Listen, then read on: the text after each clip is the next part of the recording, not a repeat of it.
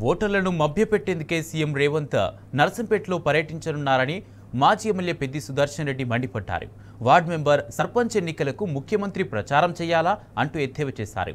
స్థానిక ఎన్నికల కోడ్ ఉన్నప్పటికీ శంకుస్థాపనల పేరుతో ఎన్నికల ప్రచారాన్ని నిర్వహించడాన్ని తప్పుపట్టారు. రాష్ట్రంలో ఎన్నికల కోడ్కు ఉల్లంఘనలు జరుగుతున్నా ఎలక్షన్ కమిషన్ ఏం చేస్తుందని ప్రశ్నించారు పెద్ది సుదర్శన్ రెడ్డి.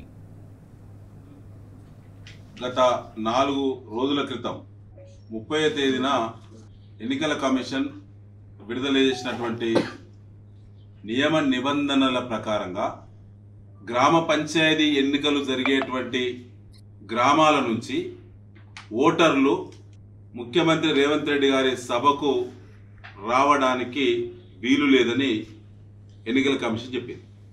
గ్రామ పంచాయతీ ఎన్నికలు జరిగే ప్రాంతం అంటే మన నియోజకవర్గంలో 171 గ్రామాలకు ఎన్నికలు జరుగుతున్నాయి.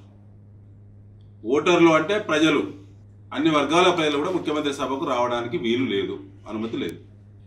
అంతా ఇంత శంకుస్థాపనలు చేస్తున్నామని చెప్తున్నటువంటి ఎమ్మెల్యే గారి యొక్క మాటలు చూస్తే విడ్డూరం అనిపిస్తుంది. నిన్నే చెప్పినాం, మెడికల్ కాలేజ్ శంకుస్థాపన జరిగింది, అక్కడ శిలాఫలకాలు ఉన్నాయి. మిగతా చాంతాడంతా చదివినటువంటి అనుమతులు లేవు. శంకుస్థాపన కార్యక్రమంలో క్షేత్రస్థాయి నుంచి జిల్లా కలెక్టర్ వరకు రాష్ట్ర ఉన్నతాధికారులు ఎవరు కూడా పాల్గొనడానికి వీలు లేదని చెప్పి ఎన్నికల కమిషన్ నిబంధనలు పెట్టింది. అంటే అటెండర్ నుంచి ప్రిన్సిపల్ సెక్రటరీ సంబంధిత డిపార్ట్మెంట్ వరకు కూడా శంకుస్థాపన కార్యక్రమంలో అధికారులు ఎవ్వరు పాల్గొనకూడదు అని ఎన్నికల కమిషన్ చెప్పింది.